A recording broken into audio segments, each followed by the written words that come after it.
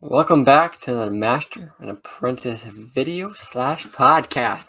How you doing today, Afton? Doing quite good. How about you, my good sir Sammy? I'm great. As you see in the title, this is explaining what the LAAT, or Low Altitude Assault Transport, or Clone Gunship. We see this multiple times throughout different series.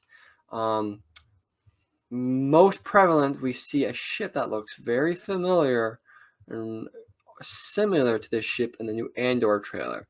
So with that, we thought we'd kind of give you a little definition, a little review of this ship, just to spike your guys' thoughts on it.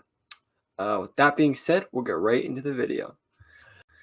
Like I said before, it's the LAAT, standing for the Low Altitude Assault Transport. Right from the name, you can tell it's not a spaceship, right? It's not something that they fly in space. It can go into space, but it's not something that has a hyperdrive or is meant for dogfights or anything like that, right?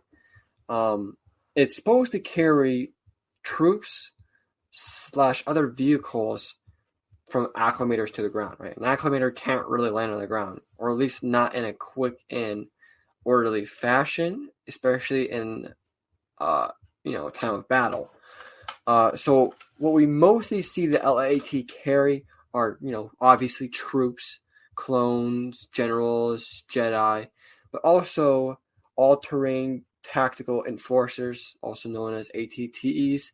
They can only carry one, but as you saw in the Battle of Geonosis, they just come in, drop it right on the battlefield, and leave, and go right back to the acclimator. So it's very effective for getting those big vehicles out into the battlefield. So they were mainly used for efficiency, for carrying troops and vehicles and armored, all kinds of assortment through the battlefield. They did have some other strong features. They have the two cockpits in the front. Then they have the two gun machine guns. I don't necessarily know what their names were, mounted on the chin. So if it does get into some sort of dogfight, it can defend itself. And then it does have those mounted laser beam gunners on the wings. Not very strong, but if they're trying to drop off troops, they need to defend the troops from getting on and off of the transport. So that's mostly what those are for the kind of the closer range, because they're not going to be very accurate from a far range.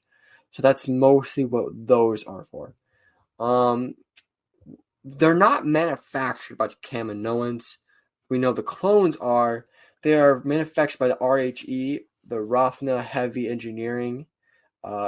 This is the company, the corporation that manufactured all of the vehicles for the Republic. They were doing this before the Clone Wars, right? The Republic needed vehicles and armory for the Republic. So the RHE was doing this before, but the first time we see it is obviously in Attack of the Clones. But the RHE is the ones who make these vehicles, including the LAAT, for the Republic, not the Kaminoans. Yeah. So, I mean, it makes sense the RHE needed to make vehicles before the actual war broke out. It's like, yeah, the military has a whole bunch of helicopters, but civilians don't typically see them flying around. They exist, they're just not being used at the moment.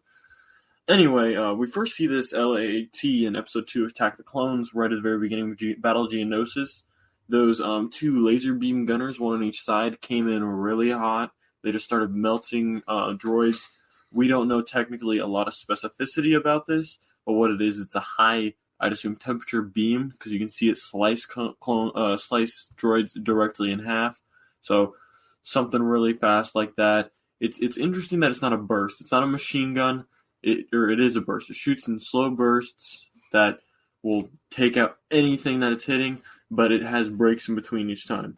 These are used in the whole series of the Clone Wars, Revenge of the Sith, transporting, again, people. It's comparable, honestly, to an ATTE, but in the air. It's not necessarily meant for assault. It can defend itself in an assault. ATTE is pretty well defended for an assault, I'd say, actually, in comparison.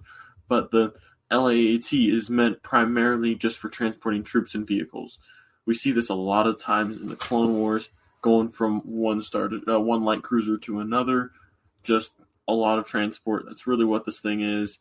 it's very smart. Originally, the first version of it could not go into space, so if there was a light cruiser in the space, it could not go use LAATs to attack the ground. But they updated that for the next version, and now they are able to go into space and come out. So I'm not exactly sure what we're going to see in Andor. They might exactly be just some LAATs that are renewed. It might be something completely different. It might be a whole different design. Who knows? We assume the Empire just got rid of them right away. From what it looks like, it kind of looks like they just phased them out. We don't know why. They were very effective for transporting troops. I mean, my personal opinion, I'm assuming they just stopped using it because they didn't really need to bring in troops in a hot battle. They weren't really in that time of war anymore. The Empire was just kind of trying to find rebels and just destroy them. They weren't trying to bring in stormtroopers, right? It was not like there was no scenarios where they didn't need them, but there wasn't very many anymore. But we do see this ship that resembles a lot of the LAAT. So we'll see this in the Clone Wars. I mean, not the Clone Wars, the Andor. Comes out September 21st. Again, we see it in the trailer. So if you're interested, I mean, there'll be a picture up here. But if you want to, just get your own eyes on it, go watch the trailer. You'll see the resemblance right away. We'll have the timestamp that linked in the description. If you guys want to go see it, just click the link down there. Yep. But yeah. And with that being said, you got anything else, Afton? That's about it for the LAAT. All right. We'll see you folks in the next one. Peace out. Bye.